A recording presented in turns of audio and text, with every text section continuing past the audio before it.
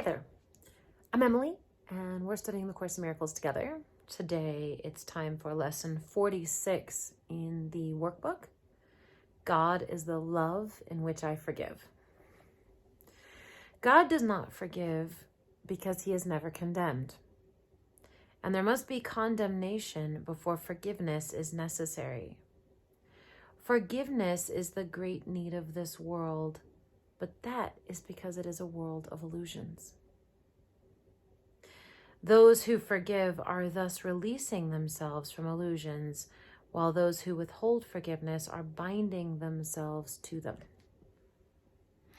Remember in the idea or concept that we are creating everything with our minds, there's a saying, what we resist persists. So when we have resentment, when we are angry about things, we're kind of giving power to, in this case, what the Course in Miracles calls is our illusions, that really this world is a form of illusion. I like to think of it as a dream, but the more real we believe it is, the harder it is for us to leave. And so in that way, when we forgive, we become less attached to what's in this world, and it's easier for us to separate ourselves from it. This goes back to the Buddhist concept of non-attachment, and that all suffering comes from attachment. It's very similar. But in this text, forgiveness is a way to sort of release that attachment. It's not just to sort of let go and not care. It's a way of healing that faith in something that really isn't there. And you can take that really literally when I say that isn't there, or you can take it a little more figuratively. Sometimes, for example, we can think someone really doesn't like us and take things very personally. And later we find out that they didn't mean them personally, and maybe they like us, and we were just sort of misinterpreting all of these events. And I like to think of that as the illusion that it's speaking to. So when it's talking about seeing something that isn't there, that happens to us a lot. We often see deceit or dislike or a lot of negative things that aren't really there. It's just our own insecurities projected out. And so, when it's speaking to illusion, you can get very literal with it, where like, I'm an illusion, you're an illusion. Or you can get to what we believe about ourselves or what we experience in each other as being an illusion, which I think is a much easier way to grasp it. And in that way, forgiveness sets us free. So if I think someone doesn't like me and I'm taking it personally, right? And it's not even true, I may never be able to see that it's not true because I might not have that real conversation with someone. But if I forgive them, then I'm no longer attached to it. So forgiveness is sort of this way out of this illusion of what we perceive about what other people think about us or what's happening in the world. And it's kind of this free ticket to healing. So I want you to think about illusion and forgiveness in that way, rather than thinking of it so literally where it's like, okay, my life is an illusion or the IRS is an illusion. This is really not, I think, what we're trying to get to here. I'm not saying that isn't true necessarily per the text, but what I'm saying is it's much simpler if you look at it as, what I believe about what people think about me, or sort of inner perception.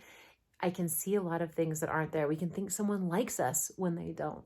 We can think someone doesn't like us when they don't.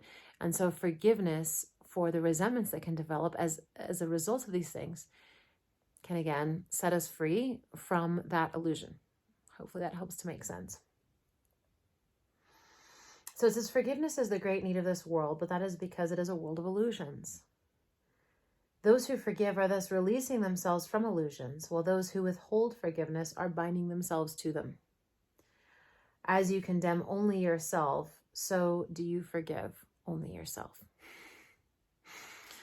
Remember, this book is very reflective, so everyone is basically me. So when I'm forgiving others, I'm really only forgiving myself, or if I'm condemning others, I'm only condemning myself. So sometimes it's helpful for me to think of us as sort of being this giant being, and tiny little pieces of this giant one being are in many bodies. That's one way you can think about it. This book tends to point as projections. So anything I believe is happening in this world or in the world of illusions is really me being projected out, that it isn't actually the reality of those people that I'm perceiving. It's my own belief about myself that I'm projecting out. And in that sense, I'm really only ever forgiving my own behavior, because all I'm ever seeing or perceiving is my own behavior or my own fears about my own behavior. Yet although God does not forgive, his love is nevertheless the basis of forgiveness. Fear condemns and love forgives. What a powerful statement. Fear condemns and love forgives. Forgiveness thus undoes what fear has produced, returning the mind to the awareness of God. Forgiveness thus undoes what fear has produced, returning the mind to the awareness of God. For this reason, forgiveness can truly be called salvation. It is the means by which illusions disappear. And this is why you have Jesus and his ability to forgive crossed over with his ability to provide salvation, and why when he was healing people, he would say, your sins are forgiven, get up and walk. It's really what he was doing, because forgiveness is really the biggest need of this world. Today's exercises require at least 3 full 5-minute practice periods and as many shorter ones as possible.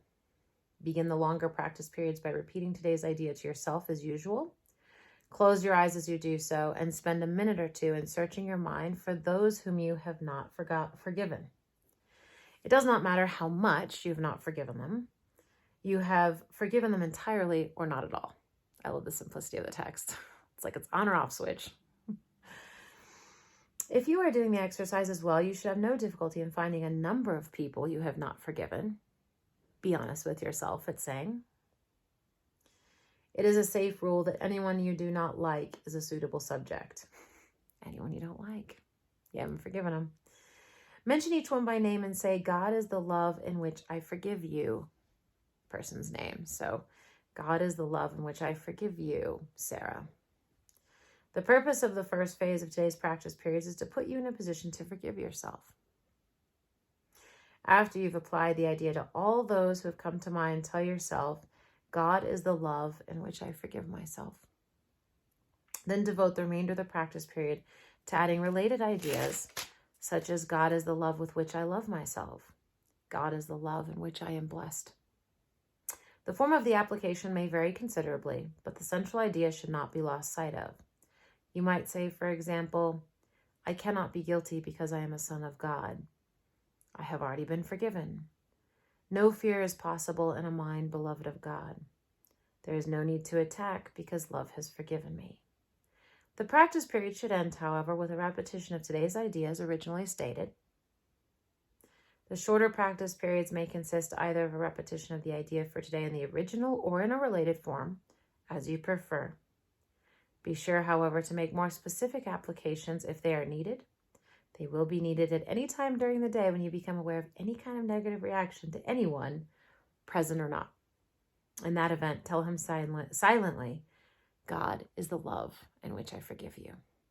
And we know that happens all throughout the day. All right, so 3 practice periods, 5 minutes each. Follow the instructions. You're going to repeat all these different ideas for yourself in your own words. And you're going to come up with everyone that you don't like.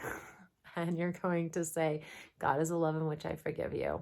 And you're going to wrap that period with God is the love in which I forgive myself. Have a blessed, forgiven day.